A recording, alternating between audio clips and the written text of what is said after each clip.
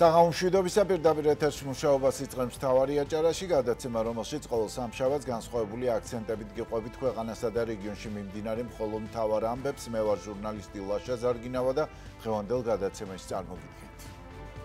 მოქმედებდა ჯარიმები, ეს ჯარიმები ბოლომდე ეფექტური არ იყო და სწორედ ამის გათვალისწინებით შედის ცვლილებები, როგორც ადმინისტრაციული სისხლისამეფის კანონმდებლობაში, იმისათვის, რომ უდიდესმა უმცირესობამ არ იძალადოს უდიდეს უმრავლესობას. დაანონსებული პასუხი დემონსტრანტებს. ნიღბის ტარება, გზის გადაკეტვა და პოლიციის შეურაცხყოფა 15 დღემდე პატიმრობით დაისჯება. კიდევ უფრო მკაცრდება კანონის ცეცხლსასროლი იარაღის, ადვილად დაალებადი ნივთიერების, ცივი იარაღის ან პიროტექნიკის აღმოჩენისა და დემონსტრანტების მიერ პოლიციის მოწოდების არ დამორჩილების შემთხვევაში. როგორ ფასდება კანონპროექტი სამოქალაქო სექტორში და რა არგუმენტები აქვს ხელისუფლებას. ქართული ოცნება ოპოზიციის დასჯის პრაქტიკულ ნაბიჯებზე გადადის. პარლამენტი დაჩქარებული წესით იღებს კანონს, რომელიც პარტიის გაუქმების შემთხვევაში მის წევრებს სამუდამოდ დაუგზავნავს სხვა პარტიაში გაწევრიანებასა და არჩევნებში მონაწილეობას. რა კრიტერიუმებით ხელმძღვანელობს ხელისუფლება და რატომ მიიჩნევენ ანალიტიკოსები, რომ ეს საკანონმდებლო ნაბიჯი, რომლის მთავარი სამიზნეც ნაციონალური მოძრაობაა, დემოკრატიული პრინციპების უხეში დარღვევაა. ადგილობრივი თვითმმართველობები დაკომპლექტებულია. 4 ოქტომბრის შედეგებმა მეორე ტური სრულად გამორიცხა. რაზე მეტყველებს ეს მოცემულობა, რეალურად რა საჭიროებები უდგას ქვეყნის თემსა თუ დაბას და რას მიიღებს ფაქტობრივად ერთპარტიული თვითმმართველობების მუშაობით ადგილობრივი მოსახლეობა. მხოლოდ მთავარი და მნიშვნელოვანი გადაცემაში მთავარი აჭარაში. საქართველოს უკვე 321 დღეა იმყოფება უწყვეტი პროტესტის რეჟიმში. ეს არის მოქალაქეების პასუხი ევროინტეგრაციის პროცესის შეფერხებაზე, მაგრამ მართველი პარტია ამ უწყვეტ დემონსტრაციებს ახლა ახალი რადიკალური პასუხით უპირისპირდება. ქართული ოცნება პარლამენტში კიდევ ერთხელ შემოდის კანონპროექტით, რომლითაც აქციებზე დადგენილი წესების დარღვევა სისხლის სამართლის წესითაც გახდება დასჯადი და 1 ან 2 წლამდე პატიმრობას დაექვემდებარება.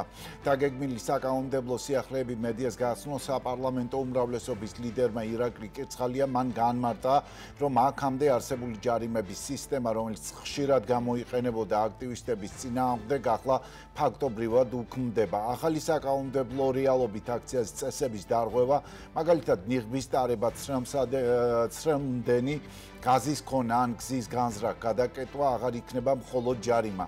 ის პირდაპირ 15 დღემდე პატიმრობით დაისჯება. მოსამართლეს კი არჩევანის უფლება ფაქტობრივად აღარ ექნება. კანონპროექტის მიხედვით მოსამართლეს აღარ ექნება ჯარიმის გამოყენების უფლება და პირდაპირ 60 დღემდე გაუშვებს პატიმრობაში დემონსტრანტს თუ მას აქციაზე ცეცხლსასროლ იარაღს, ადვილად დაალებად ნივთიერებას, ცივ იარაღს ან პიროტექნიკას აღმოუჩენენ. ასევე თუ პოლიცია შეკრების დაშლის გადაწყვეტილებას მიიღებს, დემონსტრანტი კი არ დაემორჩილება. ციტატა ირაკლი კირცხალიას განმარტებიდან. ამგვარი აკრძალული ქმედებების განმეორებით ჩადენა გამოიწვევს სისხლის სამართლის პასუხისგებაში მიცემას 1 წლამდე ვადით, ხოლო მესამე და ყოველი შემდეგი იგივე კანონსაწინააღმდეგო ქმედება 2 წლამდე ვადით დაისჯება, თქვა ირაკლი კირცხალია. მანვე აღნიშნა, რომ სისხლის სამართლის კოდექსში შევა კიდევ ერთი ცვლილება, რომლის მიხედვითაც პოლიციელის მესამედ შეურაცხყოფა ან მესამედ არ დამორჩილება დასჯადი გახდება. აღნიშნულ პირს შეეფარდება თავისუფლების აღკვეთა 1 წლამდე, ხოლო რეციდივის შემთხვევაში თავისუფლების აღკვეთა 2 წლამდე ვადით. ამასთანავე არ იქნება გამოყენებული სხვა სახის სასჯელი, რა შეფასებები კეთდება ამასთან დაკავშირებით ქართულ ოცნებაში შეგვიძლია პირდაპირ ეთერში მოვისმინოთ კომენტარები და შემდეგ დაუბრუნდებით ისევ სტუდიაში. მანიფესტაციის მონაწილის მიერ სახის ნიღბით დაფარვის, ცრემლსადენი ან და მომწავლული ნივთიერების ქონის, ასევე გზის გადაკეტვის ან დროებით კონსტრუქციის მოწყობის პირველივე შემთხვევა გამოიწვევს ადმინისტრაციულ პატიმრობას 15 დღემდე ვადით. ხოლო თუ სამართალდამღები ორგანიზატორია, ადმინისტრაციულ პატიმრობას 20 დღემდე ვადით. იმგვარ შეკრებაში ან მანიფესტაციაში მონაწილეობა, რომელიც საქართველოს შინაგან საქმეთა სამინისტროს მოთხოვნით შეწყვეტას ექვემდებარება, პირველივე შემთხვევაში გამოიწვევს ადმინისტრაციულ პატიმრობას 60 დღემდე ვადით, ასევე 60 დღემდე ვადით ადმინისტრაციული პატიმრობა შეეფარდება იმ პირს, რომელიც შეკრებისას იქონიებს იარაღს, პიროტექნიკას ან იქონიებს ისეთ საგანს, რომელიც გამოიყენება სხვა პირთა სიცოცხლესა და ჯანმრთელობისათვის ზიანის მისაყენებლად. ამგვარი აკრძალული ქმედებების განმეორებით ჩადენა გამოიწვევს სისხლის სამართლის პასუხებაში მიცემას 1 წლამდე ვადით. შეკრებას და მანიფესტაციას აქვს თავისი წესი, ყველას აქვს შესაძლებლობა რომ გამოხატოს თავისი აზრი, თავისი პროტესტი. როდესაც ამის არიან ის რაოდენობა, რომელიც ეტევა გზის მიმდებარე ტერიტორიაზე, ტროტუარზე და ასე შემდეგ, გამოხატონ იქ. თუ კი იქნება ის რაოდენობა, რომელიც საკმარისი არ არის, რომ ტროტუარმა დაიკეტოს, რა თქმა უნდა, დაიკავოს, შეუძლიათ ასევე გამოიყენოს ქუჩის ტერიტორია. 20 ადამიანი ვერ იძალადებს 1,5 მილიონიან ქალაქს. სანქცია უნდა იყოს ისეთი, რომელიც უზრუნველყოფს ადმინისტრაციული გადასტომის თუ დანაშაულის პრევენციას. ჩვენ ხედავთ, რომ არსებული კანონმდებლობა ვერ უზრუნველყოფდა პრევენციას, ამიტომაც არის ეს გადაწყვეტილება მიღებული პარლამენტის მხრიდან, რომ გამკაცდეს ამ მხრივ პოლიტიკა. ყველა შეუძლია გამოხატოს საკუთარი პროტესტი კანონის ფარგლებში. მაგრამ ჩვენი მოქმედი კანონმდებლობა, ისე როგორც საერთაშორისო სტანდარტები, ამბობს ერთ რამეს, რომ თუ შენ არ ხარ საკმარისად წარმოდგენილი შენ პროტესტში, პატივი უნდა სცე უმრავლესობის ინტერესებს, ხო? მათ შორის ჩვენი კანონმდებლობა დიდი ხანია საერთაშორისო სტანდარტების შესაბამისად აცხადებს იმას, რომ თუ ადამიანების რაოდენობა არ არის საკმარისი ქუჩის გადასაკეთად, მათ პატივი უნდა სცენ სხვა ადამიანებს, საზოგადოების სხვა წევრებს და არ უნდა გადაკეტონ ქუჩა. თუმცა ხედავთ, რომ აქამდე მოქმედებდა ჯარიმები, ეს ჯარიმები ბოლომდე ეფექტური არ იყო და სწორედ ამის გათვალისწინებით შედის ცვლილებები, როგორც ადმინისტრაციული სისხლის სამართლის კანონმდებლობაში, იმისათვის, რომ უდიდესმა უმცირესობამ არ იძალადოს უდიდეს უმრავლესობას. მოკლედ ასეთია ქართული ოცნების პოზიცია. აქვე გეტყვით, რომ დემონსტრაციების შესაზღუდად ქართულმა ოცნებამ წინა პერიოდში არაერთხელ გაამკაცრა კანონი, შეზღუდა ლაზერისა და პიროტექნიკის გამოყენება, სახის დაფარვა, გაზარდა ჯარიმები გზის გადაკეტვისთვის და დააწესა ადმინისტრაციული პატიმრობა. ამის მიუხედავად დემონსტრაციები არ წყდება. რამდენიმე დღის წინ კი 6 ოქტომბერს ირაკლი კობახიძემ თქვა, რომ დემონსტრანტები, რომლებიც ყოველდღიურად კეტავენ პარლამენტთან რუსთაველის გამზირს, მიიღებდნენ პასუხს. როგორია თავად სამოქალაქო საზოგადოების პასუხი პასუხზე, ამას ჩვენი სტუმრისგან მოვისმენთ. სამოქალაქო წინააღმდეგობის მოძრაობის დამფუძნებელი და აქტივისტი ციალა ქათამიძე შემოგვიერთდა ეთერში. ციალა, მოგესალმებით, მადლობა თქვენ გადაცემაში მონაწილეობისთვის. მოგესალმებით თქვენს ტელემაყურებლებს. კი ბატონო, დავიწყოთ საუბარი იმასთან დაკავშირებით, რაზეც წეღან ჩემ შესავალ ნაწილში ვისაუბრე. საპროტესტო აქციებზე ხელისუფლება ადმინისტრაციულ სანქციებს სისხლის სამართლის პასუხისმგებლობას ამატებს. თქვენი შეფასებით, რამდენად არის ეს გამკაცრებული რეგულაცია გამისნული აქტივისტების დაშინებაზე და მათ კრიმინალიზაციაზე? აქვე როგორ იმოქმედებს ციხეში მოხვედრის ალბათობა და ამგვარი გამკაცრებული კანონმდებლობა ან რისკი ციხეში მოხვედრის დემონსტრანტების მონაწილეობის სურვილზე აქციებზე, რომელიც ისედაც შეთხელებულია, რა თქმა უნდა, ვერ იქნება იმ რაოდენობის ადამიანი წარმოდგენილი, როგორც ეს იყო დასაწყისში, ხო, როდესაც დაიწყო საპროტესტო აქციები. რა იქნება ამ შეზღუდვის შედეგი, მოკლედ? აი, თითქმის ორივე კითხვაზე ერთდროულად და ასევე ზოგადად შემიძლია ვთქვა, რომ რეალურად მდგომარეობა, რომელშიც არა მხოლოდ ის პროტესტი, რომელიც როგორც თქვენ ახსენეთ, 321 დღეა ამ ქვეყანაში არსებობს, არამედ ზოგადად მდგომარეობა ამ ქვეყანაში ძალიან არართული მხოლოდ, არამედ კრიტიკულია, იმიტომ რომ ძალიან ბევრი ფაქტორი განაპირობებს ამას, მათ შორის ის, რომ ასეულობით ადამიანი სხვადასხვა პროფესიის, ასაკის, სოციალური თუ პოლიტიკური სტატუსის და მიუხედავად არის პოლიტიკური ტყვე ქართული ოცნების წარმომადგენლების, შეცვლილი არის საგარეო პოლიტიკური კურსი, ამაზეც შეგვიძლია დეტალურად ვისაუბროთ რა და როგორ.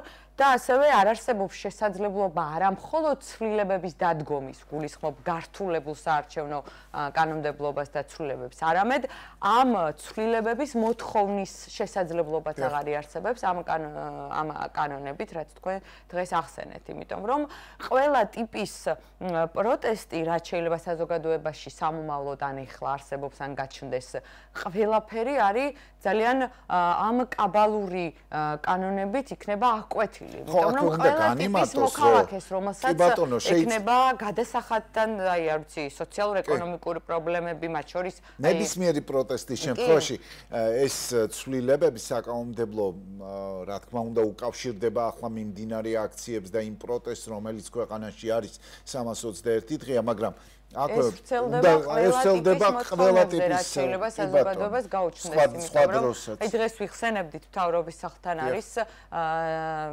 ყოველდღიურად ჩვენი აქცია და იმ სივრცეს იმ ქუჩას ახსოვს არაერთი საპროტესტო აქცია, მათ შორის, რა ვიცი, ქუჩის გადაკეთებით დაწყებული, ყველაზე ცნობილი და ხანგრძლივი ეკომიგრანტების პრობლემები, რომლებიც ამ ხელისუფლებას დასაწყისშივე გაუჩნდა ოცნების ქალაქის მქონე პრობლემები, მათ შორის ადლიაში მიწებთან დაკავშირებული პრობლემები და შემდეგ ამ ადამიანებს გამოხატვა საკუთარი პროტესტის თუ იმ უკმაყოფილების, რაც კონკრეტულ შემთხვევაში ექნებათ და დაუდგებათ, ვერ ექნებათ ამის შესაძლებლობა, მათ ყველა ის მუხლი გავრცელდება, რომელსაც დღეს ამ შემთხვევაში ახსენა კიდეც ბატონმა კობახიძემ თვითონვე თქვა, რომ ვერ უზრუნველყო წინა კანონში შესულმა ცვლილებებმა ის, რომ ეს პროტესტი გაჩერებულიყო და ამ ცვლილებებით კიდევ ერთი მცდელობა აქვთ, რომ ყველა ტიპის პროტესტი გაჩნდეს ჩაკლავს ამ პროტესტიალა, აი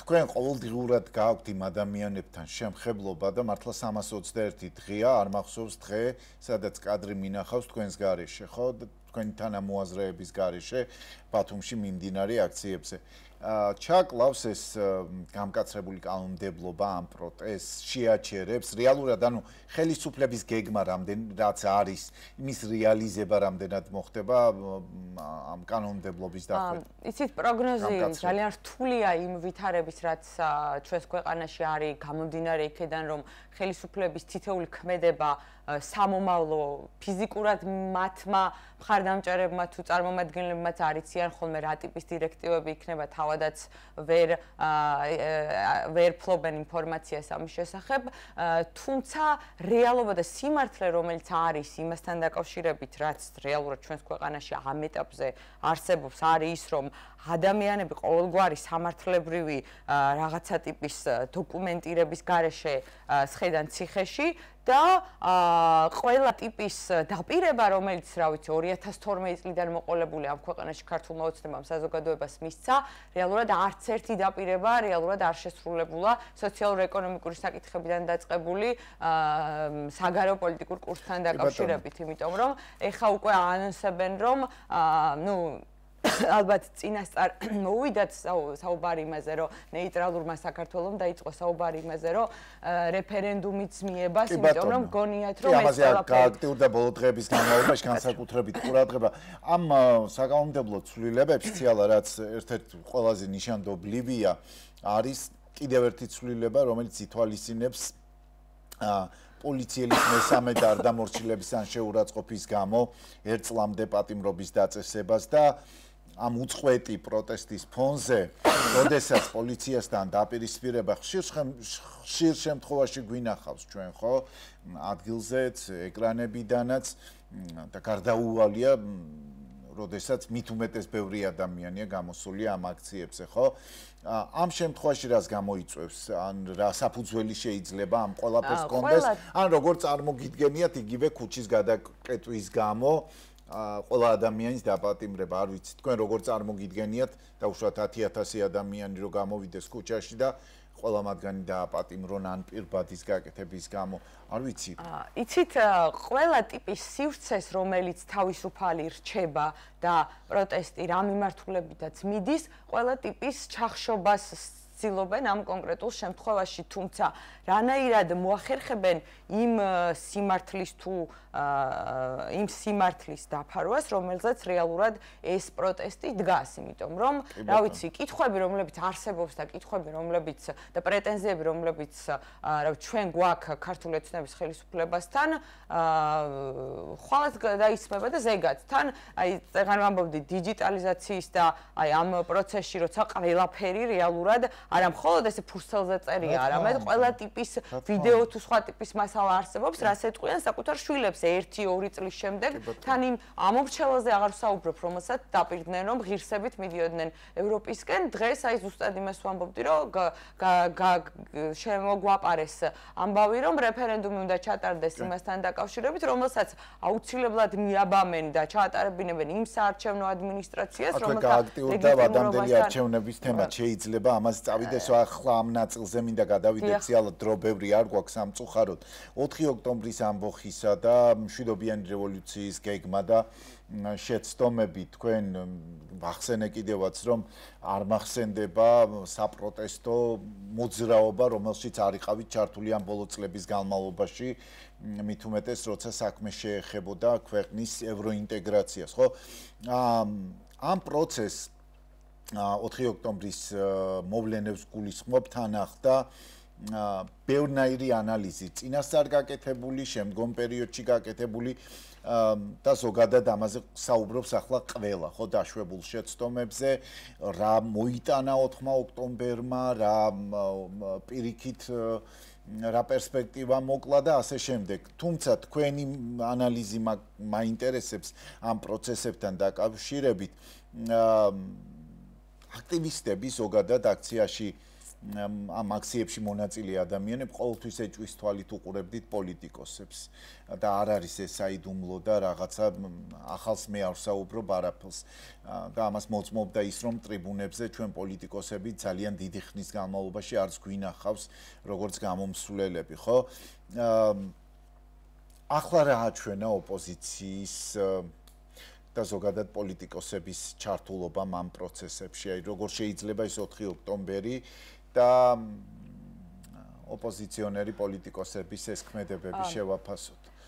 თუმცა ალბათ მე არასდროს არ ყოფილვარ იმ ადამიანთა რიცხვში, რომლებიც ვინც ვცდილობდი რომ პოლიტიკოსებისგან გაგვემიჯნა არსებული პოლიტიკური ვითარება, იმიტომ რომ რეალურად მთავარი პრობლემა და მთავარი კითხვა რაც იბადება ხოლმე ამ ტიპის საპროტესტო მოძრაობასთან არის ის რომ გასაგებია რომ ქართული ოცნების ხელისუფლებას აქვს ძალიან ბევრი პრობლემები და ისინი არ იმსახურებენ ამ ხელისუფლების სათავეში ყოფნას, თუმცა ვინ შეიძლება იყოს ალტერნატივა. ამ კითხვაზე პასუხი ჩემი აზრით ძალიან მნიშვნელოვანია რომ გასცეს პოლიტიკურმა პარტიებმა. თუმცა სამწუხაროდ ობიექტურობისთვის უნდა ითქვას რომ ბოლო 1 წლის განმავლობაში იგივე ტიპის რეპრესიებს გადიან და წარმოუდგენლად რთულ ვითარებაში არიან ამ პოლიტიკური პარტიის როგორც პოლიტიკურ სუბიექტები, ასევე ადამიანები, იმიტომ რომ მათ ზურგზე გადაიარა თითქმის ყველა იმ ყოველდღიურმა ნაწილმა და შესაბამისად მთავარი ალბათ ამ პროცესში არის რომ ყველა იმ პოლიტიკურმა ჯგუფმა რომელიც ამბობს რომ ქართული ოცნება არის პრორუსული ხელისუფლება და მათი ხელისუფლებაში ყოფნა ამ ქვეყნის აწყოს და მომავლის საფრთხის შემცველია ყველამ უნდა იყოს პასუხისმგებლობა და ყველა ის კითხვა რომელიც არსებობს მათ მიმართ საზოგადოების მხრიდან უნდა დაიწყონ საჯაროდ ამ კითხვებზე პასუხის გაცემა მათ შორის 4 ოქტომბრის ხშირად რომ არ პასუხობდნენ არსებულ გამოწვევებს იმან ხო არ მიიყვანა ციალა ოპოზიცია იმ მდგომარეობამდე რომელშიც დაპატიმრებამდეც იყო ძალიან კრიტიკულია ვითარება ამ მიმართულებითაც ისე მე არ მახსენდება ფაქტობრივად არ მახსენდება არ ვიცი ბოლო 2000 წლის განმავლობაში მაინც აქტიურ ჟურნალისტიკაში ვარ და მანამდე ამ ქვეყნის მოქალაქე ვიყავი და არა აქვს საქართველოს დიდი რაღაცა საქართველოს დამოუკიდებლობის პერიოდში დიდი პოლიტიკური გამოცდილება, თუმცა ასეთი სუსტი ოპოზიცია მე არასდროს არ მახსენდება, ხო, დასუსტებული. შეიძლება ეს იყოს ბუნებრივად ან არ ვიცი ხელოვნური ჩარევებით, ხო, მაგრამ რა მიიყვანა ოპოზიცია ამ მდგომარეობამდე, ალბათ ამის ანალიზი და ამაზე საუბარი მარტო ეკრანებიდან არ კმარა, ალბათ ხალხსაც უნდა აუხსნან უფრო ხშირად და ინტენსიურად. ამ ფონზე კიდევ უფრო დასუსტება ალბათ ოპოზიციის მდგომარეობა იმ რეპრესიული კანონით, რომელიც უნდა მიიღოს ასევე ინიცირებულია პარლამენტში ქართული ოცნების მიერ. ცოტა დრო გვაქვს და ვცდილობ, რომ ბევრი კითხვა ერთად მოუყარო ერთიანად თავი. ამ მოცემულობაში როგორ ფიქრობთ, სწორად აღნიშნეთ, რომ არ არსებობს საპროტესტო მოძრაობა, რომელიც შეიძლება არ ეფუძნებოდეს რაღაც პოლიტიკურ ფაქტორებს, გენელი რეალურად ალტერნატივა რაზეც ცვლილებებით პოლიტიკურმა პარტიებმა უნდა დააყენონ ამ ქვეყანაში ოპოზიციიდან მათ შორის. როგორ ხედავთ ამ პერსპექტივას? კრიტიკული მდგომარეობა და კრიზისული, რაც თქვენ თქვით, უდგას არა მხოლოდ პოლიტიკურ ჯგუფებს, არამედ უდგას შეიძლება სხვა პოლიტიკური თუ სხვა ტიპის ფაქტორებიდან გამომდინარე სამოქალაქო ორგანიზაციებს, მედია ორგანიზაციებს, სხვადასხვა. რეალურად ჩვენ მზად არ აღმოჩნდით საბრძოლველად იმ დიდ რაღაცა მოცემულობასთან და იმ დიდ ძალასთან, რასაც ქვია ამ შემთხვევაში, რაც დგას ქართული ოცნების უკან. რეალურად ესე დეზინფორმაციული მთელი სისტემა, რომელიც არ დაწყებულა დღეს გუშინან ერთი წლის წინ და იწყო ძალიან დიდი ხანია ამ ქვეყანაში, არ ვიცი, ვერ ვიტყვი ზუსტ თარიღს, ეს იყო 2012 წელი. ამიტომაც კითხეთ, ხო არ დააგვიანა თქო ოპოზიციამ? შესაბამისად, ეს პასუხისმგებლობა თუ ესე შემდეგ უნდა ავიღოთ თითოეულმა მოქალაქემ იმის და მიხედვით რა ტიპის ჯგუფს წარმოადგენს. სულ ერთია ამის და მიუხედავად, იმიტომ რომ ყველას გაგვეპარა ის დიდი საფრთხე, რის წინაშეც ეხლა აღმოჩნდა რომ დავდექით, იმიტომ რომ რა ვიცი, საფრთხის ქვეშ არის კონსტიტუცია, რომელიც ერთის მხრივ ეფუძნება 95 წლის კონსტიტუციას და ის კიდევ 21 წლის კონსტიტუციას, ანუ ეს ხო არ არის რაღაცა კონკრეტული მხოლოდ პოლიტიკურ სამართლებრივი დოკუმენტი, ეს არის ნააზრევი ამ ერის, ამ სახელმწიფო ჩემდგარი ერის ადამიანების, რომლებიც წლების განმავლობაში, საუკუნეების განმავლობაში ესე უნახავდნენ შთამომავლობებს გადასცემდნენ უпроსტორად საკუთარ მიზნებს, სამომავლო გეგმებს და ეს შემდეგ. შესაბამისად, მარტო ერთი პასუხისმგებელი სუბიექტების გამოკვეთა მე ვფიქრობ, რომ უბრალოდ ჭურჭუტანიდან დაგვანახებს ამ რეალობას, რაც ეხლა გვიდგას, იმიტომ რომ არავინ არც, რა ვიცი, რა მაგალითად პროფესორ მასწავლებლები აღმოჩნდნენ ნებისმიერ პროფესიის ადამიანი იყოს გულგრილი. ამ პროცესისთვის მზად, იმიტომ რომ, რა ვიცი, მასწავლებელი, რომელიც ნახეს თავიანთ თვალწინ, რა ვიცი, მე უამრავი ვიდეო არსებობს, რა მოხდა და როგორც დამარცხეს, დღეს არის ციხეში და ხედავთ ჩვენ, რა ვიცი, რაიმე ტიპის სოლიდარობის თუ პროტესტის განცდას პროფესორ მასწავლებლებისგან სამოქალაქო ეს სოლიდარობა ციალა როგორ ფიქრობთ? თქვენი კოლეგა ამ შემთხვევაში მზია მოღლობელი, რომელიც ნახეთ რა და როგორ. ანუ თუმცა მზია შემთხვევაში მედია იყო ალბათ ყველაზე ჩვენი პროფესია გამორჩეული ამ სოლიდარობის ნაწილი და კიდევ ერთხელ ვადასტურებთ ამ ეთერიდან როგორც არაერთხელ რა თქმა უნდა მზიასადმი სოლიდარობას მე პირადად რა თქმა უნდა. ძალიან მნიშვნელოვანი არის ის რომ გავიაზროთ რა საფრთხის წინაშე ვდგავართ ჩვენ როგორც ინდივიდები და ის სივრცე, ის საზოგადოება, სადაც დავიბადეთ, გავიზარდეთ და გვინდა ცხოვრების გაგრძელება. თუ გვინდა ამ კონკრეტულ შემთხვევაში, იმიტომ რომ რა ვიცი, ჩემთვის ფიზიკურად წარმოუდგენელია ქართული ოცნების ხელისუფლების პირობებში გაგრძელდეს ამ ქვეყნის სამომავლო საქმიანი. მადლობა ციალა, მადლობა კიდევ ერთხელ იმედია რომ რა ვიცი ეს აღსრულების ნაწილი იქნება უფრო ლოიალური ვიდრე ამ საკანონმდებლო ცვლილებებთან დაკავშირებით თქვენ და სხვა სამოქალაქო სექტორის წარმომადგენლებს აქვთ.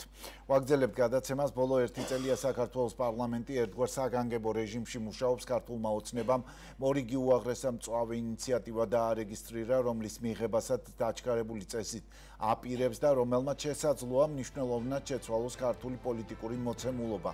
ანალიტიკოსების აზრით ინიციატივა, რომელზეც საუბრობთ, არ არის მხოლოდ ერთი მორიგი კანონი, ეს არის კანონპროექტი, რომელიც ფაქტობრივად წარმოადგენს პოლიტიკური სიკვდილით დასჯას იმ ძალებისთვის, რომლებიც ხელისუფლებამ არასასურველად მიიჩნია. საუბარია ახალ რეგულაციაზე, რომელიც ყველა იმ პოლიტიკოს შეეხება, რომლის პარტიასაც მომავალში საკონსტიტუციო სასამართლო გააუქმეს.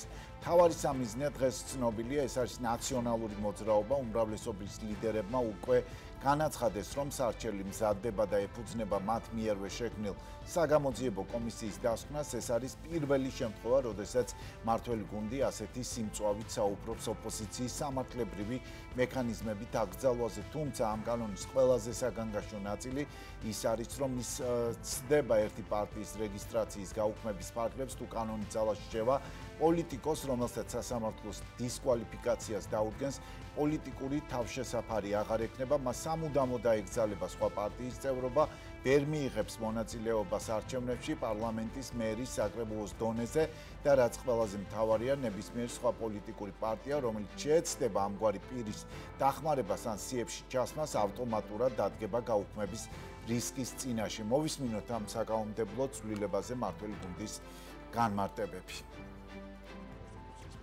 დაუღებ პოლიტიკურ პარტიასთან დაკავშირებულ პირებს აეკრძალებათ პასიური საარჩევნო უფლება, რაც გულისხმობს შემდეგს.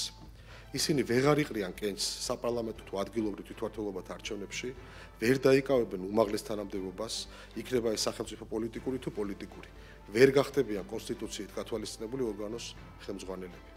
ამგვარი პირები არათუ ქვეყნის მართვაში ვერ მიიღებენ უშუალო მონაწილეობას, არამედ ჩამოშორდებიან პარტიულ საქმიანობასაც. მათ აეკრძალებათ ნებისმიერი პარტიის წევრობა, შიდა პარტიულ სტრუქტურებში ნებისმიერი თანამდებობის დაკავება, დაუშვებელი იქნება ასეთი პირების მიერ ახალი პარტიის შექმნა. ხოლო კონსტიტუციის დაცვით მოქმედ პარტიებს მოუწევთ თავი შეიკავონ ამგვარ პირებთან რაიმე ფორმით პოლიტიკურ სამართლებრივ ურთიერთობაში შესვლისგან.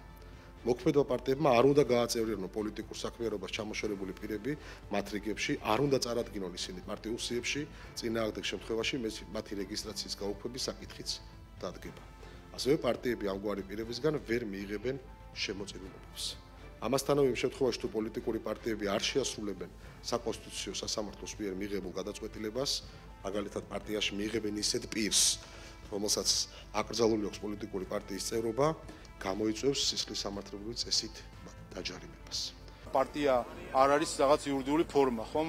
პარტიის არაკონსტიტუციურობას უპირველეს ყოვლისას განაპირობებენ ის ადამიანები, რომლებიც არიან იდეოლოგები და მმართველები ამ პარტიის. შესაბამისად, ეს გარკვეული საკანონმდებლო ხარვეზიც იყო ჩვენთან, რომ არ არსებობდა საკანონმდებლო ბაზა პოლიტიკოსების პასუხისმგებლობისა არაკონსტიტუციური ქმედებების გამო. თუ კი პარტია არის არაკონსტიტუციური, თუ კი პარტია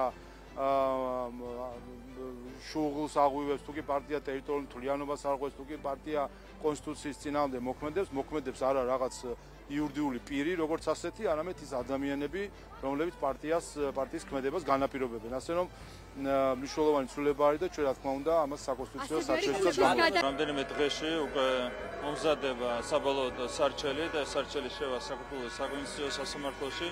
ჩვენს ქვეყანას სჭირდება დამშვიდება, ჩვენს ქვეყანას სჭირდება დემოკრატიული სისტემის გაჯანსაღება და ეს საკონსტიტუციო სარჩელი ზუსტად ამას ემსახურება. თქვენ იცით, რომ დღეს ჩვენთან პოლიტიკურ სისტემაში არის წარმოდგენილი პოლიტიკური პარტიები, რომლებიც არიან მუდმივად მომართული დესტრუქციისკენ და დემოკრატიული სისტემის წინააღმდეგ არის გადადგმული მათი თითოეული ნაბიჯი. ისინი ცდილობენ, რომ არ შედგეს საქართველოს ჯანსაღი პოლიტიკური სისტემა, ჯანსაღი დემოკრატიული სისტემა და ამას სჭირდება კონსტიტუციური მეთოდებით დაპირისპირება. პრინციპი არის შემდეგი. პირველი, ვინც 2012 წლამდე იყო სისხლიანი რეჟიმის წარმომადგენელი, რა თქმა უნდა, მათზე აუცილებლად გავრცელდება ეს სარჩელი და რაც შეეხება 2012 წლის შემდგომ პერიოდს, ვინც ამ სისხლიან პოლიტიკურ ძალასთან ერთად მონაწილეობდა ქვეყნის წინააღმდეგ გამოდმებულ საბოტაჟში, რა თქმა უნდა, ყველას შეეხება ეს საკონსტიტუციო სარჩელი და არჩევნზე გადაწყვეტილებას მიიღებს საკონსტიტუციო სასამართლო. ასეთია კანონპროექტის ავტორის ქართული ოცნების განმარტებები ამ თემასთან დაკავშირებით. არის თუ არა ეს ის რეალობა, სადაც ხელისუფლება კანონმდებლობის შეცვლით უზრუნველყოფს მთავარი ოპონენტების სრულ პოლიტიკურ იზოლაციას, რატომ არის ეს პროცესი ასეთ დაჩქარებული და არის თუ არა ეს ყველაფერი პოლიტიკური ანგარიშწორება, რომელიც საბოლოოდ ძირს უთხრის დემოკრატიის ფუნდამენტურ პრინციპებს. ამ თემებზე მოვისმენთ ჩვენი სტუმრისგან პასუხებს, გარდა ამისა ჩვენ შემდეგ სტუმართან ერთად ერთად ასევე ვისაუბრებ დემონსტრანტთა წინააღმდეგ ახალი საკანონმდებლო ინიციატივის შესახებაც. იურისტი გოგა ხატიაშვილი უპასუხებს ჩემს კითხვებს პირდაპირ ჩართვის რეჟიმში. ბატონ გოგა, მოგესალმებით, მადლობა გადაცემაში მონაწილეობისთვის. მოგესალმებით, მადლობა მოწვევისთვის.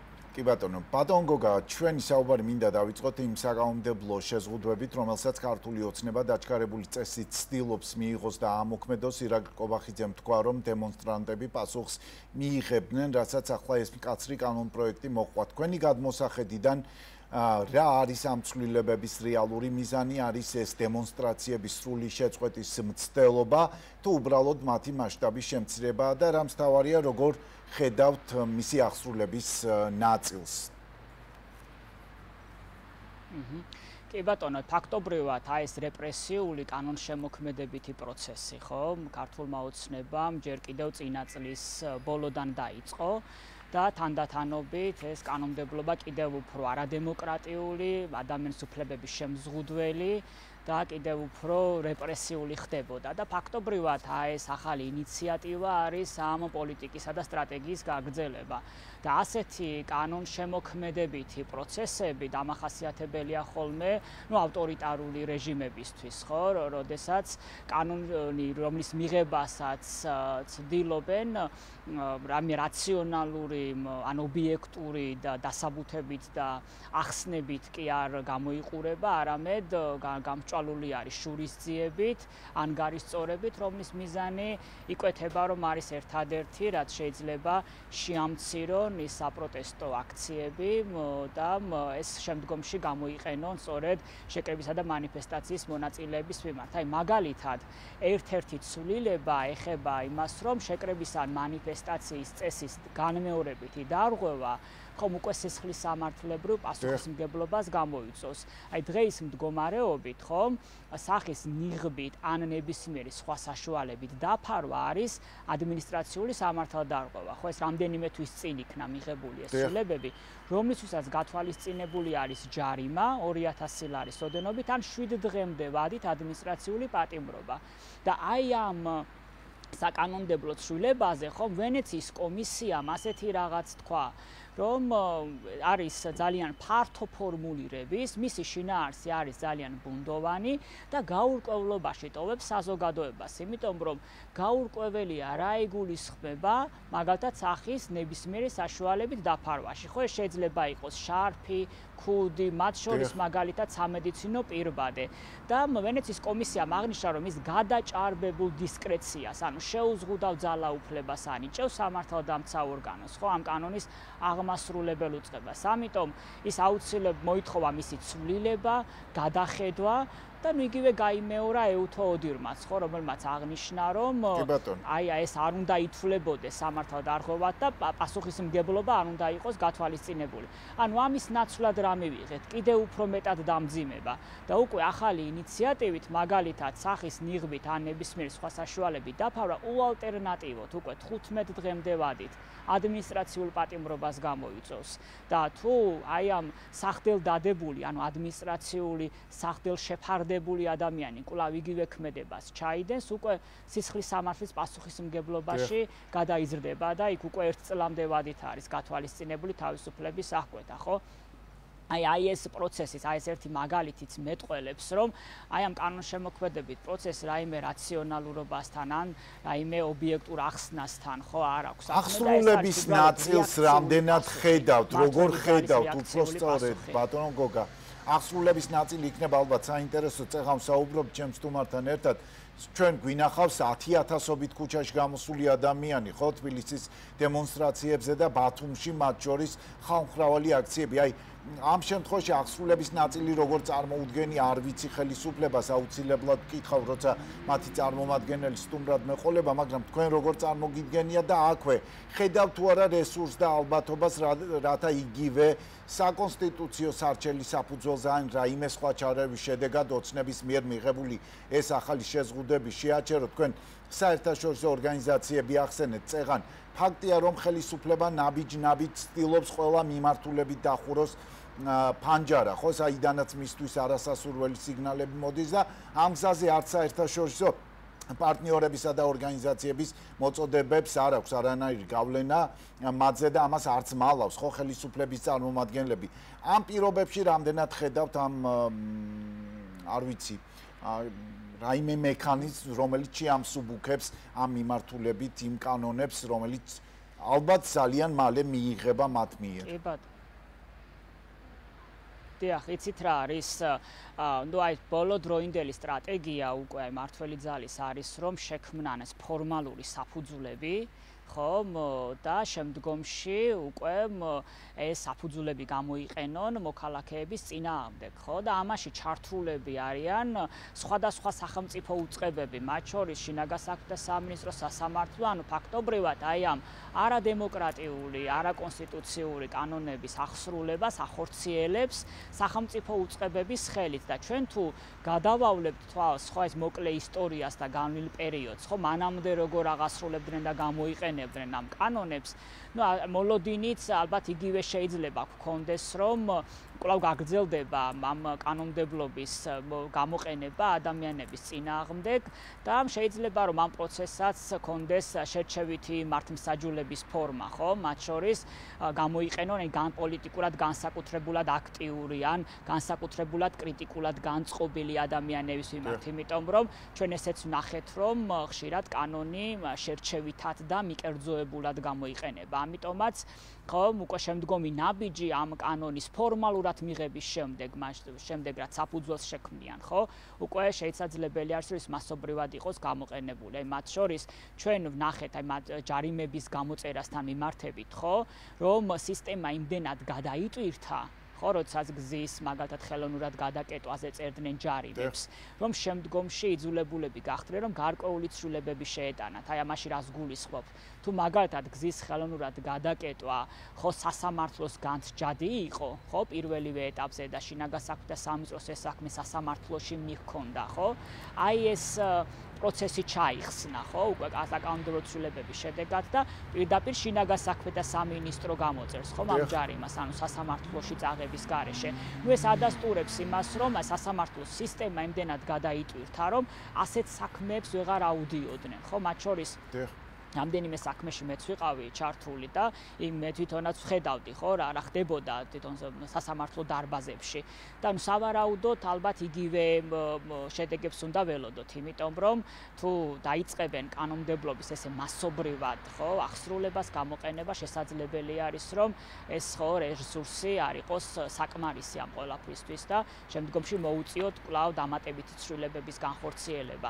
ხო, ფაქტობრივად, ხო, ეს ჩვენ რა მდგომარეობა გვაქვს, რომ ყავს ხომ ერთპარტიული პარლამენტი, ხო, რომელიც იღებს თავისი შეხედულებისამებრ იმ ცვლილებებს, რომელსაც შემდგომში იყენებს მოქალაქეების წინააღმდეგ და გარდა იმისა, რომ აი ესე თვითონ კანონების შინაარსი გააკრიტიკეს საერთაშორისო ორგანიზაციებმა, ხო, მათ შორის ვენეციის კომისიამ, არამედ პროცესიც იქნა გაკრიტიკებული. იმიტომ რომ მანამდე არსებული კანონები და ეს კანონი, რომელიც უკვე დღეს მდგომარეობით არის განხილვაში, ხო, დაჩქარებული წესით ხდება ამ კანონების მიღება და ამაზე ვენეციის კომისიამ აღნიშნა, რომ ეს იყო პრობლემური, იმიტომ რომ ფაქტობრივად ამ კანონების მიღება ხდებოდა საზოგადოების ჩართულობის, დაინტერესებული მხარეების მონაწილეობის, აზრთა შეჯერებისა და სხვადასხვაობის გარეშე და შესაბამისად პრობლემური და ხარვეზიანი არის არა მარტო ამ კანონმდებლობის შინაარსი, არამედ მათი მიღების პროცესიც. კიდევ ერთ კანონ პროექტზე უნდა ვისაუბროთ, რომლის კანონად ქცევის შემდეგ ისედაც მონოპოლიზებული პოლიტიკური ველი ალბათ კიდევ უფრო ერთფეროვანი გახდება.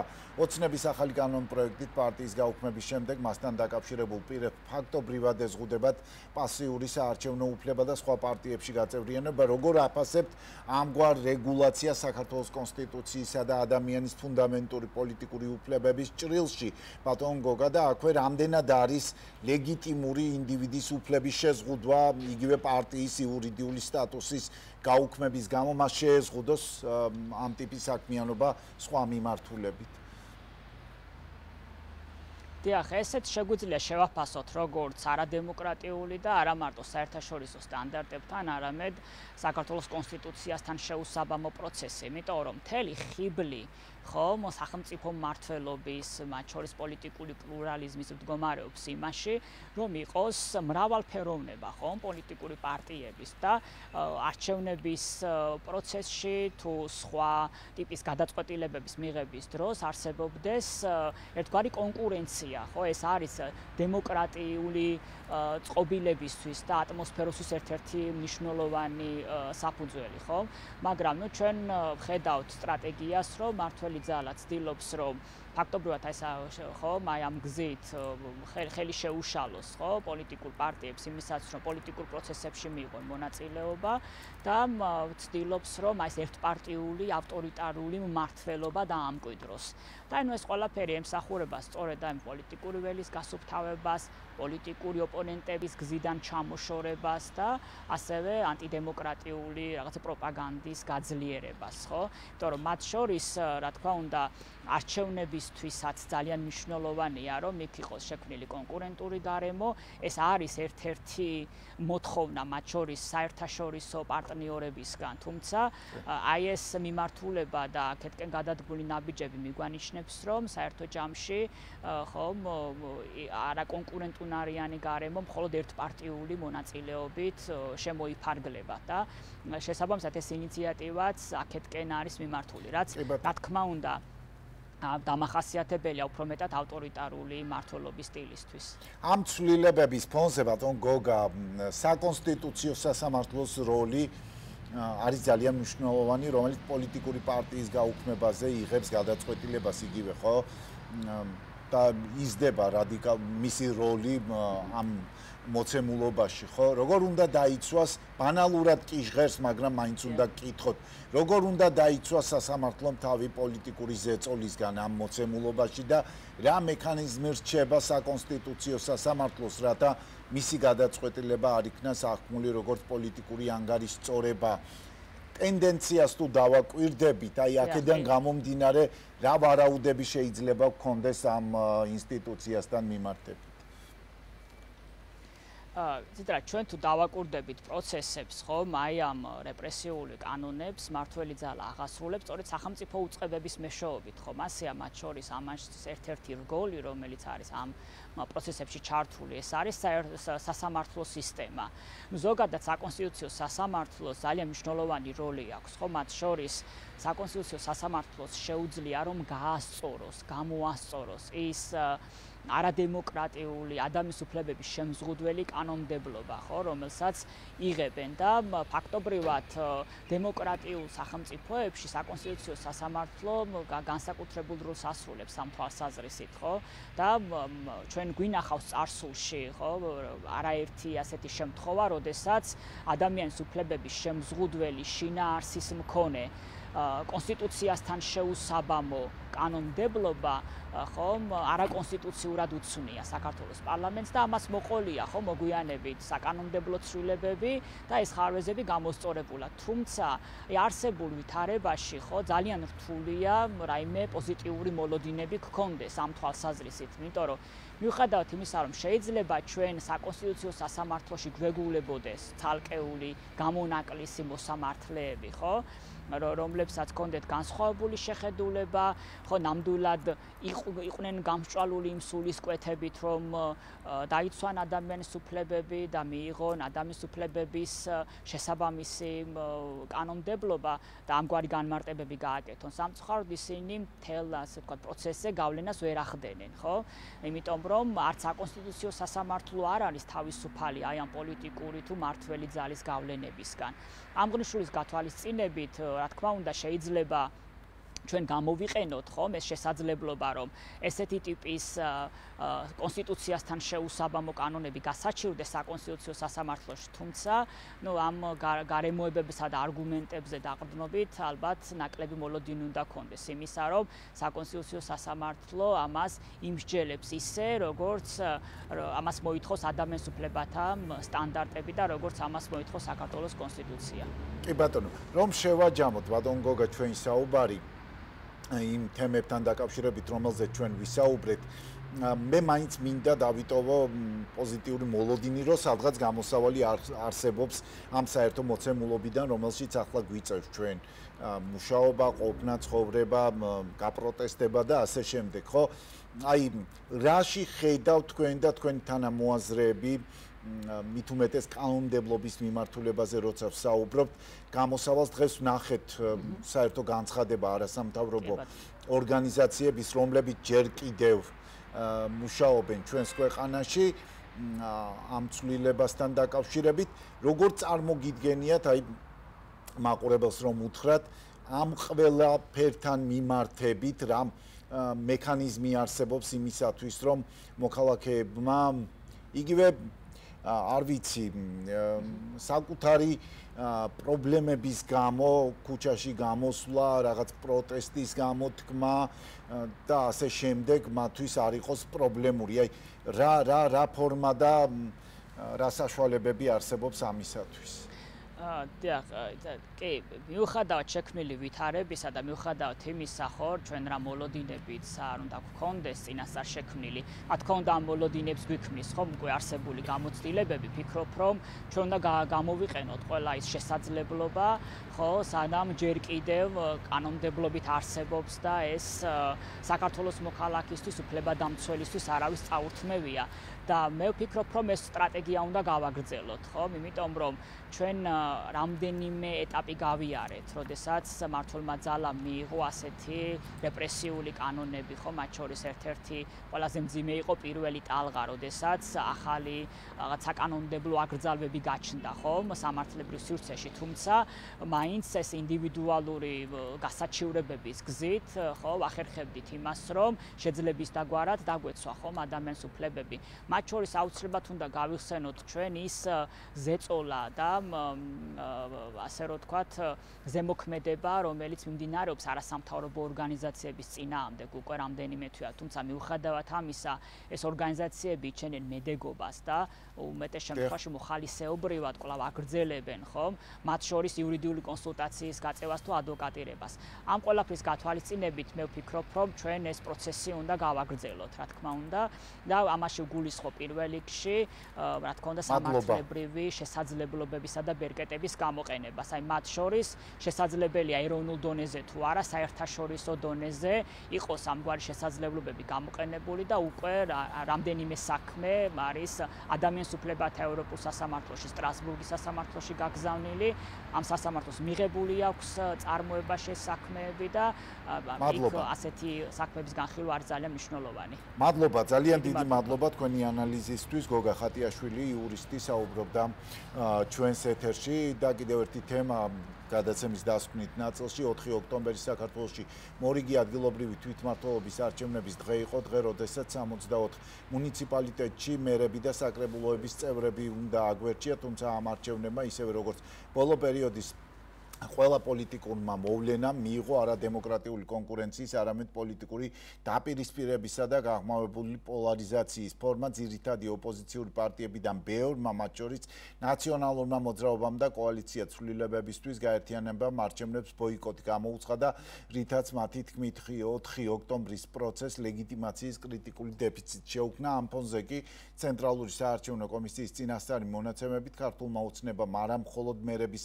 არჩევნები მოიგო ყველა მუნიციპალიტეტში პირველივე ტურში, არამედ სრული დომინირება მოიპოვა საკრებულოებშიც. ოპოზიციის მიერ ბოიკოტის გამოცხადებამ ქართულ ოცნებას მისცა საშუალება მიეღო კონსოლიდირებული უმრავლესობა ქვეყნის მასშტაბით. ახლა, როდესაც არჩევნები დასრულდა, მთავარი კითხვაა, რამდენად ეფექტური იქნება თვითმმართველობის განხორციელება ამ პოლიტიკურ მოცემულობაში. ამ კითხვაზე პასუხის გაცემას ჩვენ შემდეგ სტუმართან ერთად შევეცდებით. თვითმმართველობის მკვლევარი მაგდა პოპიაშვილი გვიპასუხებს კითხვებზე პირდაპირ ჩართვის რეჟიმში.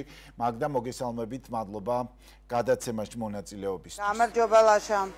ოპოზიციის დიდმა ნაწილმა მაგდა ვახსენე კიდევაც ბოიკოტი გამოაცხადა და ქართულმა ოცნებამ საკრებულოებში ფაქტობრივად კონსოლიდირებული უმრავლესობა მოიპოვა მთელი ქვეყნის მასშტაბით, რამდენად შეძლებს თვითმმართველობის სისტემა, რომელშიც ერთი პარტიის დომინირება სრული, იყოს ეფექტური და მოქალაქეებზე ორიენტირებული, ხომ არ უქმნის ოპოზიციის არყოფნა კრიტიკულ ლეგიტიმაციას, დეფიციტს და გადაწყვეტილების მიღების პროცესს ადგილობრივ დონეზე თქვენი შეფასებით.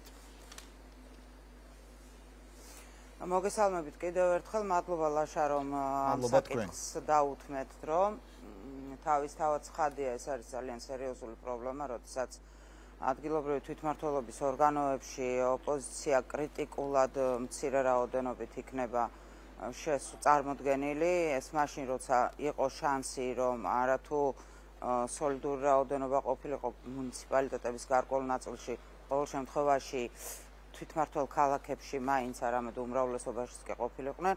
სამწუხაროდ დღეს გვაქვს მოცემულობა, როცა ოპოზიცია პრაქტიკულად მუნიციპალიტეტების გარკვეულ ნაწილში საერთოდ არ იქნება, რაც ცხადია, ადგილობრივ დემოკრატიას ძალიან ცუდად აისახება მოქალაქეთა ხმის გაგონებაზე, იმიტომ რომ როდესაც ერთი პარტია დომინირებს, იქ მოქალაქის ხმა ყოველთვის სუსტად ისმის, ან საერთოდ არც ისმის ხოლმე. და ეს ცხადია, ამ შემთხვევაში არის ძალიან სერიოზული პრობლემა და ისედაც ძალიან სუსტად წარმოდგენილი მოქალაქის ხმა იმდენად სუსტად არის ხოლმე ჩვენს რეგიონებში და ადგილობრივ თემებში წარმოდგენილი და დღეს ეს კიდევ უფრო ჩაიკარგება, მე ამის სამწუხაროდ მჯერა. კი ბატონო, წლების განმავლობაში საუბრობდით მაგდა ადგილობრივი თვითმმართველობის გაძლიერებასა და დეცენტრალიზაციაზე. ამ არჩევნების შედეგები, სადაც ხელისუფლება 64-ვე მუნიციპალიტეტს აკონტროლებს, ზრდის თუ ამცირებს დეცენტრალიზაციის რეალურ შანსებს. კი ჟღერს ეს ბანალურად, მაგრამ ამ შეკითხვას ჩვენ ვსვამთ ამავე წლების განმავლობაში. ხომ არ გახდება ადგილობრივი ხელისუფლება ცენტრალური ხელისუფლებას კიდევ უფრო დაქვემდებარებული ნაცვლად დამოუკიდებლობისა და მოქალაქეებზე პასუხისმგებელი ორგანოსი, იმიტომ რომ ერთი პარტიის მმართველობა თვითონ ამავე პარტიისთვისაც უნდა იყოს პრობლემური წესი თუ დემოკრატიულ პროცესზე ვსაუბრობ და თუ პასუხისმგებლობის ნაწილზე ვისაუბრებთ ამავე დროს. თქვენ როგორ ხედავთ ამ პროცესს? რა თქმა უნდა, გეთანხმებით ლაშა იმაში, რომ ჩვენ რომ ყავდეს პასუხისმგებლიანი ხელისუფლება, საერთოდაც არ მოხიბლავდა ის რეალობა, რაშიც ახლა ის დგას, როდესაც ერთპიროვნულად უწევს ყველაფერზე გადაწყვეტილების მიღება, დაწყებული პრემიერ-მინისტრიდან დამთავრებული ყველაზე უკანასკნელი სოფლის მერის წარმომადგენლამდე, ხო? დეცენტრალიზაციას რაც შეეხება, ცხადია, დეცენტრალიზაციის პროცესი არ დაიწყება ისევ როგორც არ დაწყებულა. პირიქით მე ველი, რომ უფრო მეტად ცენტრალიზებული გახდება მართვის სისტემა და უფრო მეტად გაუჭირდებათ ადგილებზე ადამიანებს ხმის ამოღება. თავის დროზე, აი არჩევნების წინ, თვითმმართველობის არჩევნების წინ, როდესაც ვიყავი მომხრე იმის, რომ ოპოზიციას მიეღო მონაწილეობა და არ ჩამდგარიყო ესეთ ბოიკოტის რეჟიმში, სწორედ ეს იყო ჩემი უმთავრესი არგუმენტი და ვერასდროს ვერავინ ვერ გადამარწმუნებს, რაც არ უნდა დრო გავიდეს, რომ არ შეიძლება ადგილებზე მოქალაქეები დავტოვოთ მარტო. ეს არის ყველაზე დიდი დანაშაული.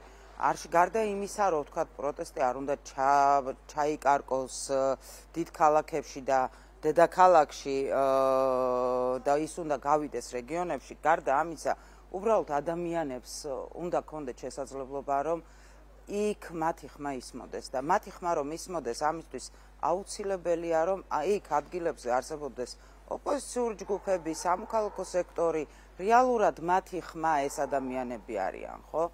ამ მოცემულობაში ხელისუფლება არანაირი მონაწილეობით დემოკრატიას არ დაუშვებს. არანაირი მონაწილეობით პროგრამები და პროექტები არ იქნება.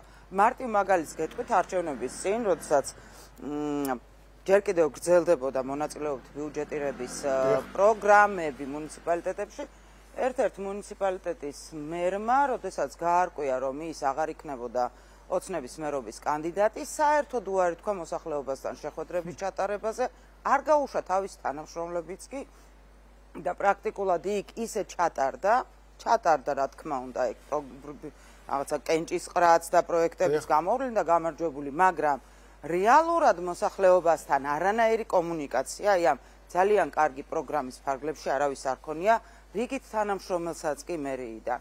ეს რაზე მიუთითებს? ხო მიუთითებს იმაზე, რომ ადგილებზე საჭირო არის განსხვავებული აზრის მქონე ადამიანები, ადგილებზე აუცილებელი არის, რომ კონკურენტული პირობები იყოს და თუ კონკურენცია არა მაქვს, არ წავალ და არ შევხვდები არც მოსახლეობას, არც არანაირ პროგრამას განვახორციელებ, არც იმაზე მოვიკლავ თავს, თუ ვიღაცა საკრებულოს ხდომას არ დაესწრება, საერთოდ არ მანაღლებს ხოლმე თუ ამ ტიპის ხელისუფალი ვარ და ავტორიტარიზმი მინდა ქვეყანაში თავისთავად ცხადე. მაკონტროლებლის ფუნქცია კი, რა თქმა უნდა, მაკონტროლებლის ფუნქცია მხოლოდ ის არ არის შეუძლებელია.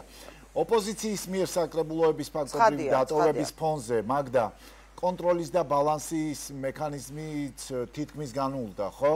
რა როლი რჩება, როგორც თქვენც აღნიშნეთ, ახლა და მქონდა კითხვაშიც მონიშნული, რა როლი რჩება ამ პირობებში სამოქალაქო საზოგადოებას, რომელიც ასევე დასუსტებულია ბოლო 1 წლის განმავლობაში მიიღებული კანონების მოდი ვაღიაროთ ლაშა სამოქალაქო საზოგადოება აქტივისტებსა და არასამთავრობო ორგანიზაციებს ამავე დროს შეუძლია თუ არა მათ ჩაანაცვლონ პოლიტიკური ოპოზიციის ფუნქცია და უზრუნველყონ გამჭვირვალობა იგივე და ანგარიშვალდებულება ადგილობრივ დონეზე, ანუ რამდენად შეიძლება რაღაც სასწორზე დავდოთ ეს ორი სეგმენტი? რა თქმა უნდა, ადგილობრივ თვითმმართველობის ორგანოში ოპოზიციას ვერ ჩაანაცვლებს სამოქალაქო საზოგადოება, რაც არ უნდა ის ძლიერი იყოს. მით უფრო იმ მდგომარეობაში მყოფი, რა მდგომარეობაში ჩვენ ვიმყოფებით, ხო? არა აქვს მნიშვნელობა ეს იყო ვთქვათ ეგრეთ წოდებული ვოჯდოგური ორგანიზაციები თუ განვითარების პარტნიორები, როგორც ამას ეძახდნენ ხოლმე თავისი მიბმული აი ამ NGO სექტორით, რომელიც მათ შორის ნერგავდით აი ამ მონაწილეობით ბიუჯეტირებას, სხვადასხვა ძალიან კარგ პროექტებს და პროგრამებს ადგილობრივი თვითმმართველობის დონეზე განვითარების სტრატეგიებს წერდით და ასე შემდეგ და მეც მუშაობდი მაგალითად ქედის მუნიციპალიტეტში დღემდე ვამაყობ რომ მონაწილეობით ბიუჯეტირება ჩემი ერთ-ერთი ვიყავ ვინც აი ამას აქტიურად უჭერდა მხარს და ბევრი რამ გააკეთა ამისთვის, ხო? ამ მოცემულობაში ცხადია რომ სამოქალაქო სექტორი უბრალოდ ვერაფერს ვერ გააკეთებს. ერთი მხრივ და მეორე მხრივ ოპოზიცია არ არსებობს პრაქტიკულად რეგიონებში და მოქალაქე რჩება მარტო. და როდესაც მოქალაქე ხედავს რომ ორი ყველაზე აქტიური აქტორი ოპოზიციური პარტიები და სამოქალაქო ორგანიზაციები ამ დღეში არიან, თქვენ წარმოგიდგენიათ, რამდენად გაუჩნდება მას სურვილი რამეზე საერთოდ ხმა მოიღოს, რამეზე პროტესტი გამოთქვას, რამეზე წუხილი დააფიქსიროს თავის ადგილობრივი თვითმმართველობის ორგანოებთან, ან მერთან, ან საკრებულოსთან, ხო წარმოუდგენელი ამბავია. ეს ნიშნავს, რომ კიდევ უფრო დიდი ნიჰილიზმი იქნება რეგიონებში, ეს ნიშნავს, რომ კიდევ უფრო ბოდიში ამ გამოთქმისთვის დამონებული ეყოლება ეს ხალხი მართლ პარტიას და მე არ ვიცი ამ მდგომარეობიდან გამოსვლას რა შეგვაძლებინებს, მით უფრო იმ საკანონმდებლო ინიციატივების ფონზე, რაც დღეს და გუშინ გაჟღერდა, ხო? ამიტომ მე ვფიქრობ, რომ ვითარება გვაქვს ძალიან რთული და არ უნდა დაგვავიწყდეს, რომ საკრებულოები, გარდა იმისა, რომ საკრებულოები ქართული ოცნების უმრავლესობით არის ყველა მუნიციპალიტეტი წარმოდგენილი, ყველა მერი ასევე ქართული ოცნების წარმომადგენელია, რამდენად მოსალოდნელია მაგ ამით რომ შევაჯამოთ ჩვენი საუბარი, რომ მერები, რომლებსაც ფაქტობრივად ძლიერი პოლიტიკური კონკურენტი არ ეყოლებათ, თქვენ ახსენეთ, ხო, ერთი მერის მაგალითზე რა შეიძლება გამოიწვიოს უპასუხისმგებლობამ, ხო? მართლაც შეასრულებენ ისინი წინასაარჩევნო დაპირებებს, რომელიც გასცეს ამ პირობებში და იქნებიან თუ არა დამოუკიდებლები იგივე ცენტრალური ხელისუფლებისგან. ეს წარდგენა კიდე რაღაცა ჭიდილის დონეზე რომ ხდება, ესეც ვიცით, ხომ კანდიდატება წარდგენა ამ მერობის კანდიდატების. არის თუ არა საფრთხე, რომ თავარი აქცენტი გადაინაცვლებს მოქალაქეების პრობლემებიდან პარტიულ ლოიალობაზე თუნდაც. როცა საუბრობთ ამგვარ უმრავლესობაზე, კონსოლიდირებულზე. პარტიული ლოიალობის დეფიციტი ქართულ ოცნებას ნამდვილად არ უდგას, მთელი ამ წლების განმავლობაში სწორედ ასე მართავს და ასე შეინარჩუნა დღემდე ძალაუფლება, ხო? ერთი პარტიული ვერტიკალის ქვეშ არის მოქცეული ცენტრალური ხელისუფლებიდან ადგილობრივი თვითმმართველობის ორგანოებით დამთავრებული ყველაფერი. ამიტომ იყო სწორედ მნიშვნელოვანი აი ამ ჯაჭვის გარღვევა და აი ამ წრის გარღვევა, რომ როგორმე გაჩენილიყო ესეთი დამოუკიდებლობის მქონე პატარ-პატარა კუნძულები და თუ ეს კუნძული მით უფრო თბილისი იქნებოდა, ბათუმი იქნებოდა და სხვა თვითმმართველი ქალაქები იქნებოდნენ, ეს იქნებოდა ძალიან მნიშვნელოვანი შედეგი როგორც ოპოზიციისთვის, ისე ზოგადად საპროტესტო მოძრაობისთვის, რაც მთავარია ქვეყნისთვის, იმიტომ რომ რაღაცა ისე უყურებს ყველა, რომ ადგილობრივი თვითმმართველობა მაინც და მაინც ქაფჩა და აგურია და იმის იქით არაა. არა და ტყუილია, ხო? ეს არის ხო, ძირითადად ნარატივი ოპოზიციის პარლამენტის პრინციპში არ მონაწილეობასთან ერთად იყო ის, რომ ეს არჩევნები არ არის ის არჩევნები, რომელმაც შეიძლება რაიმე შეცვალოს პოლიტიკურად ქვეყანაში და ძალიან გრაზდებოდი ამ გამოთქმაზე პრინციპში. ყველაზე დიდი შეცდომა, იმიტომ ყველაზე დიდი შეცდომა, ერთ-ერთი ყველაზე დიდი შეცდომა სწორედ ეგ იყო ლაშა, იმიტომ რომ ჩვენ გვავიწყდება, რომ მაგალითად არსებობს ევროსაბჭოს თვითმმართველობათა ასოციაცია, ხო, რომლის წევრებიც ვართ, კონგრესი, რომლის წევრებიც ვართ და ეს კონგრესის წარმომადგენლები აგერ სულ 2 კვირის წინაც იმყოფებოდნენ აქ და ძალიან აქტიურად ცდილობენ, რომ ჩვენს ევროპულ პერსპექტივას საფრთხე იმაზე მეტად არ დაემუქროს, რაც უკვე ემუქრება და რაღაცნაირად უკან დაუბრუნდეთ იმ რესურსებზე, სადაც ვიდექით. და ამ შესაძლებლობის არ გამოყენება მე მგონია, რომ ძალიან დიდი შეცდომაა. მადლობა. არჩეული მერი დიდ ქალაქებში იქნებოდა ძალიან დიდი პერსპექტივა, მათ შორის საერთაშორისო ორგანიზაციებში ჩვენი ხმის უკეთ გაგონებისთვის. ბუნებრივია. მადლობა მაგდა თქვენ, მადლობა თქვენი საინტერესო ანალიზისთვის, მაგდა პოპიაშვილი, ადგილობრივი თვითმმართველობის მკვლევარი საუბრობდა ჩვენს ეთერში. ასეთი იყო დღევანდელი მთავარი აჭარაში და მთავარი თემები. ერთმანეთს კვლავ სამშაბათს ისევ 21 საათზე შევხვდებით. მე დროებით გემშვიდობებით. ნახვამდის.